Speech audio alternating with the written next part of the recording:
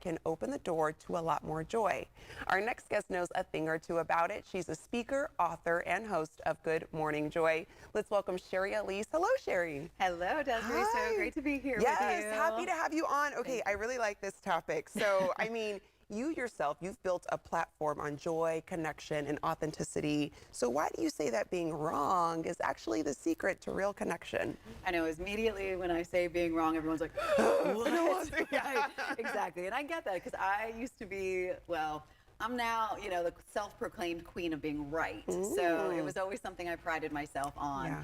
And what I found was that the more and more that I tried to be right or always had to prove myself, you start to lose friends, you alienate coworkers, that kind of thing. And in our society today, I think people really crave, we crave connection. Yeah. And allowing ourselves to fully be present with somebody and not always trying to prove ourselves, that creates a connection. Oh, okay. And in that lies joy. So, I mean, and you kind of hinted at it. We all know someone who kind of just won't budge. They always think, hey, I'm right, and that's it. And maybe sometimes we ourselves are even that person. So what's the real cost of clinging to always being right? It costs all of us so much. It costs us in our communities, in our families, in our workplace. I mean, families alone, there's arguments over, who has the best stuffing recipe at Thanksgiving. And what it does is it's fracturing our relationships and it's really causing a disconnection within families. And then, we can see in our nation, there's a great political divide, right? Everybody's fighting to be right, and that causes division.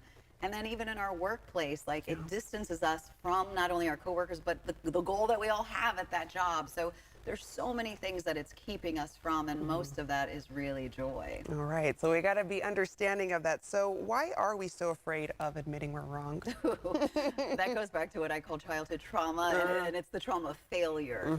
When we first turned in that spelling test and we were certain that we spelled elephant right. Yes. And then the teacher hands it back to us and it looks like a crime scene. Those the like red marks, slashes. like all over it. And in that moment though, we've got that voice that's like, being wrong is dangerous. Yeah.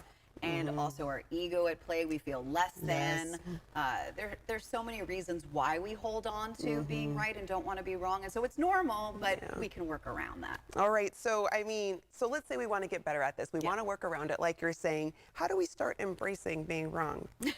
First is this idea of stop trying to have to prove ourselves, right? Instead of always trying to prove that we know more, talk to someone and say, tell me more. So be curious. Be curious about other people. It also makes you people's favorite person too. Yeah. People love to talk about themselves. So the more we can explore and really ask people questions, we actually learn things.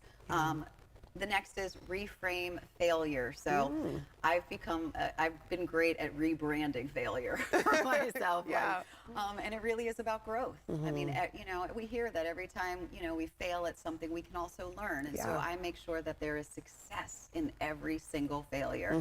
Fail stands for all I've learned. Ooh, and then the last one is really about, zooming out like Google Earth and seeing how really tiny our problems are. So taking a long view. Is this really going to matter in 5 years? Is this really going to matter in 5 days? Or are your relationships more important than saying, I told you so? Right. And I've always appreciated when someone can say that they're wrong because it just makes them more human. Yes. So you're kind of like, okay, we don't always have to be perfect all the time. So just admitting, hey, I messed up, or, oh, I got this wrong. It just makes you more human. All the time. People just open up and then people feel better about themselves too. And it just creates a deeper connection. Yeah. We need more of that. So your show, Good Morning Joy, is all about positivity and meaningful conversations. How does this idea of embracing being wrong show up in the conversations you have on your show?